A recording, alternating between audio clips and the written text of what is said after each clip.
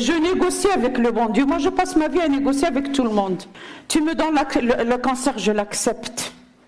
Mais maintenant, je voudrais te demander, Dieu, toi mon créateur, et je te promets que ce que tu me laisseras vivre, les 3/4 sera pour terminer ma mission et passer la chandelle aux autres.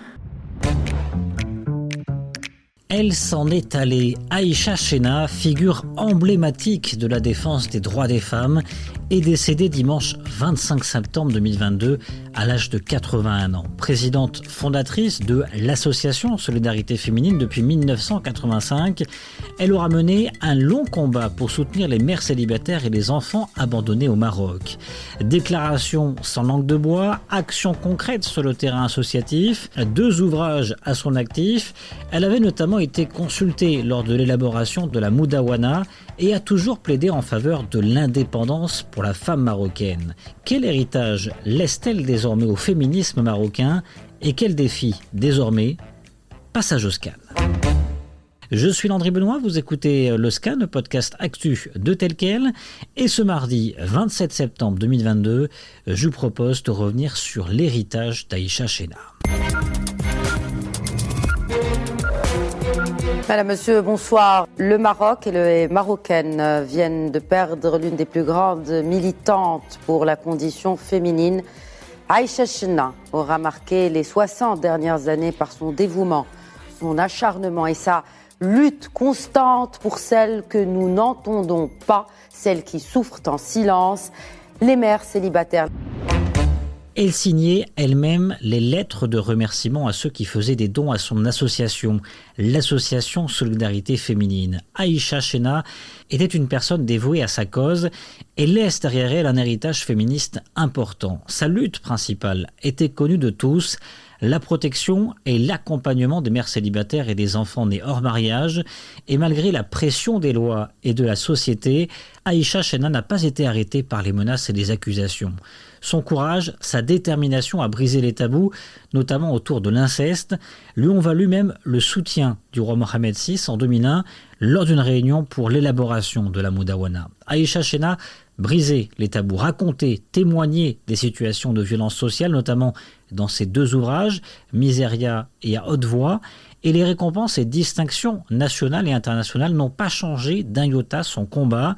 Jusqu'à encore récemment, dans le cadre de la réforme de l'éducation, elle militait pour promouvoir l'éducation sexuelle auprès du ministère de l'Éducation nationale. Alors quel héritage et quel avenir pour les combats d'Aïcha Chena?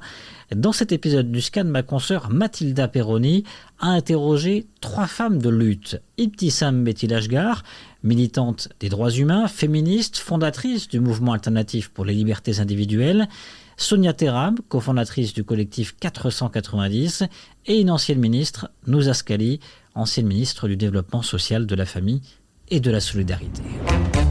Et tout d'abord, que représente pour ces femmes la figure de Aïcha Chena? Qu'est-ce qu'elle leur inspire? Nouza Scali. Aïcha Chena s'est consacrée aux mères célibataires et aux enfants issus de ces mères célibataires. Elle s'est consacrée d'une façon remarquable. Elle leur a donné une voix à ces sans-voix. On a vraiment tous très mal et on a des larmes dans nos cœurs. Mais le meilleur moyen de rendre hommage à cette icône de la lutte pour les droits des femmes, c'est justement de réaliser ce pourquoi elle a œuvré toute sa vie. Pour Sonia Terab, Aïcha Chena était immortelle. Aïcha Chena, on l'a pensée immortelle quasiment. Elle a toujours été tellement présente par rapport à ces drames quotidiens que vivent les mères célibataires au Maroc, qu'on pensait que ça durerait jusqu'à l'éternité, au moins jusqu'à ce que le problème se résolve. C'est une institution, Aïcha Chena. Et effectivement, elle représente énormément pour nous toutes les féministes. Et du côté de Ibtissam Betty-Lashgar, Aïcha Chena était une avant-gardiste. C'est une grande perte. C'était une femme courageuse, avant-gardiste, vraiment en avance sur son temps. Elle a subi les conséquences de son avant-gardisme, de ses luttes. Elle a eu à combattre également les islamistes. Pour moi, ça reste quand même un exemple à suivre. Une femme qu'on ne doit certainement pas oublier et qu'on ne doit pas effacer de l'histoire comme il arrive régulièrement.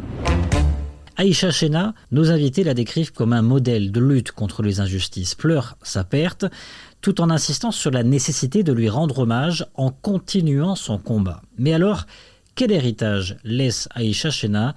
Pour nous Askali, l'ancienne ministre, Aïcha laisse avant tout une association formidable. Elle laisse son association Solidarité Féminine avec des projets extraordinaires qui permettent justement de protéger les femmes et les mères célibataires, de les héberger durant la durée de leur grossesse et en même temps de les former pour assurer leur autonomisation. Donc, on a connu depuis très longtemps le restaurant créé par Aïcha Chena qui permet aux jeunes mères célibataires en même temps de se former et en même temps d'avoir un revenu qui leur permet de vivre, etc. Donc, c'est tout un montage. Pour Sonia Terab, Aïcha Chena a été la porte-parole des conditions des femmes et une des premières. Et Aïcha Chena a déjà fait un travail énorme parce que grâce à elle, les Marocains ont aussi su ce qui se passait, ont aussi été forcés de regarder ces femmes. Et nous, on continue ce travail par rapport à la visibilité, à mettre en lumière des drames, à mettre en lumière des victimes pour que les choses s'arrangent et pour que cessent les injustices, comme on l'a fait d'ailleurs avec la dernière campagne Myriam. C'est tellement dans le combat de Aïcha Chena aussi.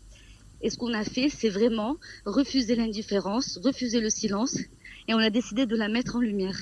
Même sans cloche, pour Betty Lashgar, Aïcha Chena était une pionnière. Je pense qu'il y a beaucoup à apprendre de Aïcha Chena. Aïcha Chena a été vraiment la première à avoir osé évoquer un sujet dans la lutte des droits des femmes qui était plus que sensible, puisque c'est un système quand même patriarcal et que les femmes sont censées appartenir à un homme, donc à leur époux en l'occurrence. Or, sa lutte, c'est vraiment la lutte pour des femmes qui sont célibataires, entre guillemets, seules, et donc qui ne sont pas sous la tutelle d'un mari. Aïcha Chena a donc posé les fondements de la défense des droits des femmes au Maroc. Son association et son audace donnent l'exemple aux féministes contemporaines pour la suite du combat. Mais quel combat justement? Quels enjeux et quels défis rencontrent nos invités aujourd'hui? Pour Ibtissam Betty Lashgar, un des principaux défis est de faire passer le message de l'émancipation des femmes comme première nécessité. Même si le mouvement se considère progressiste et féministe, avec des relents un peu conservateurs et réactionnaires qui relèguent les femmes à leur rôle d'épouse, de mère, voilà, à des fonctions reproductives, etc. Et c'est ce qui fait que lorsqu'on parle des droits des femmes, malheureusement, les femmes sont souvent, en tout cas leurs droits sont souvent renvoyés au code de la famille. Alors que la lutte pour les droits des femmes et le féminisme, c'est vraiment la lutte pour l'émancipation, pour une liberté des femmes, une liberté inaliénable, et vraiment s'extraire de ce système patriarcal qui fait que les femmes sont sous le joug de leur père et ensuite de leur mari. Il faudrait orienter complètement la lutte pour les droits des femmes pour ce qu'elle est concrètement. Pour Sonia Terab, il faut avant tout une véritable justice pour les Marocaines. Au Maroc, nous, tout ce qu'on demande, c'est une justice égalitaire, une justice en faveur des femmes. Donc nous, on se bagarre vraiment pour que déjà les lois changent. Et notre combat, il est concret à ce niveau-là. C'est demander déjà une refonte juridique des lois, en espérant que les mentalités suivent d'ici une génération ou deux, mais qu'au moins les femmes vivent dans un pays où elles se sentent protégées par les lois et pas mises en danger par ces lois-là, parce que c'est vraiment aberrant. Donc c'est bien qu'il y ait des réformes dans l'air. Voilà, le roi a annoncé une réforme du code de la famille, le ministre de la Justice a annoncé une réforme du code pénal, mais on attend de voir. Mais pour l'instant, il n'y a rien de concret. Et justement, quand on voit des cas comme Myriam, c'est là où on se dit on ne peut pas rester silencieux, on ne peut pas rester indifférent, parce que c'est ce qui met la pression, c'est ce qui fait que les politiques vont se bouger. Et nous Askali, de son côté, aspire, quant à elle, à l'égalité au sein de la famille. On aspire à l'égalité homme-femme au sein de la famille pendant le mariage et après la dissolution. On aspire à une légalisation de l'avortement qui n'a que trop duré et cette réforme qui n'a que trop duré et qui a un coût humain et en matière de santé, de droits humains des femmes extrêmement lourd. Donc le moment est venu aujourd'hui de procéder à la réforme. Également de dépénaliser les relations sexuelles hors mariage, parce qu'elles se traduisent par des inégalités et des discriminations à l'égard des femmes, et, disons, nettoyer notre législation de tout ce qui est injustice, discrimination.